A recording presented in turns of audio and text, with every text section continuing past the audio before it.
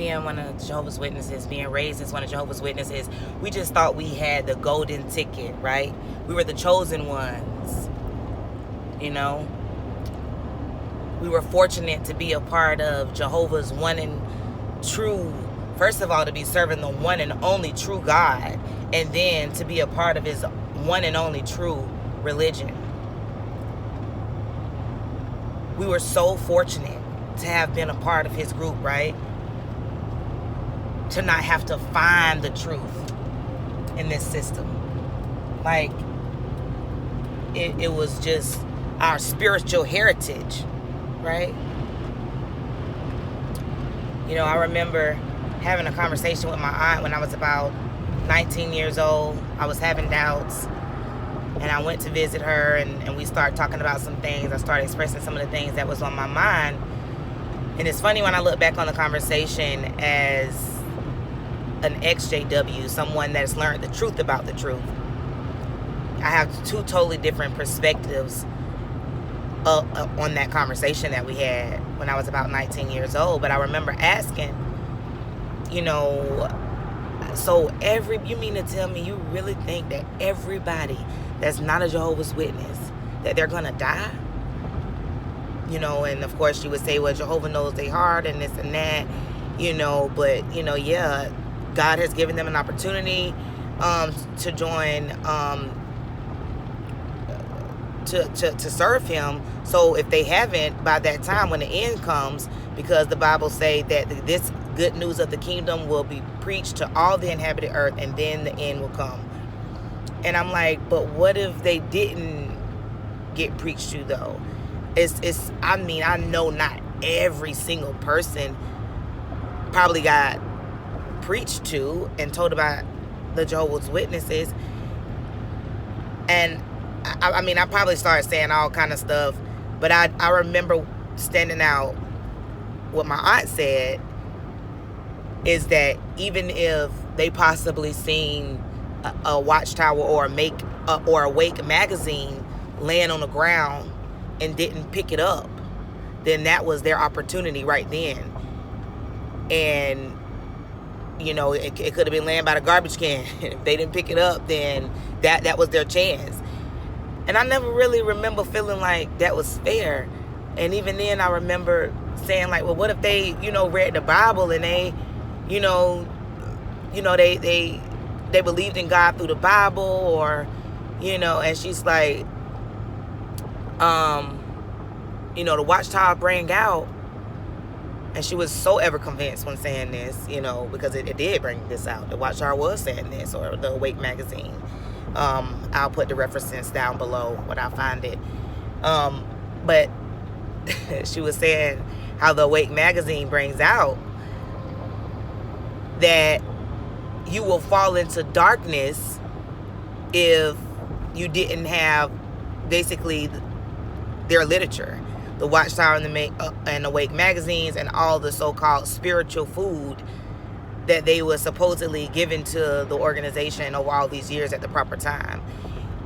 They actually said that you would fall into darkness without the help of the Watchtower literature.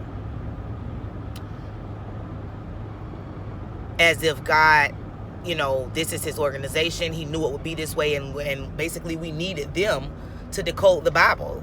And, you know, my aunt is bringing out talking about this old magazine that said this, and I'm like, man, I'm starting to think, well, man, I guess we need them then, because they told us that we need them. But then when you awake and you hear that same article, you hear about that same article, you start to think about it a lot differently. And let me see here. Where am I going?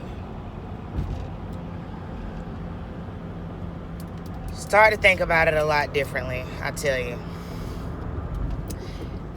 And you start to think, how dare them tell me that I need them to interpret the Bible for me? How? What make you any better than anybody else that I need y'all to interpret the Bible for me. Or anybody, for that matter. Like, y'all have gotten things wrong. So wrong that people have lost their lives unnecessarily.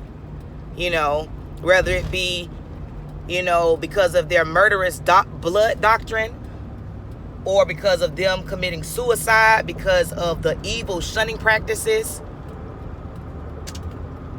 You know, y'all done got so many dates wrong. Y'all said it was gonna come to an end. It didn't. Why would I let y'all interpret the scriptures for me? You know, based on y'all track record and history, I think I got this. I'll do it. Don't even worry about it. Okay? But it's just crazy how those words I hear so differently now. You know, you will fall into darkness. Had me really thinking for a moment that I will fall into darkness without them. But no. They was just lying to us. That was just another fear-mongering scare tactic of theirs that they were using. And yeah, it works. It works, and it helps keep people in for many, many years. And, you know, somebody like my aunt, she takes that magazine and she remembers. That's what stuck in her head, that she needed those magazines, and that she continues to need these magazines to interpret the scriptures. But then, don't get me wrong now, she the same person that'll say no, you know, when she try to defend her faith, and, you know, because she's a pioneer, and I know she was a pioneer and everything. I don't know what she's doing now. But she would say, that's just like people come up to me on the field service to be like, y'all use it as y'all Bible? No, we don't use this as our Bible. It's a Bible aid. But don't you think that you would fall into darkness? Don't you believe in the literature that was printed that said you would fall into darkness without their literature that they're printing? You believe that. You believe that. And that's why you continue to read the literature. And that's why you continue to listen to everything that they say and hold on to every word that they say. Because you believe that you need this man-made, terribly flawed organization, cult, for God's approval to gain salvation. And that's just, we've been duped. We've been messed up. We've been tried. They really, literally trying us, telling us that we need them. Are we gonna fall in the darkness? Who are y'all kidding? But that's all my thoughts for now. Like, comment, subscribe. Talk to you later. Gotta go. Bye.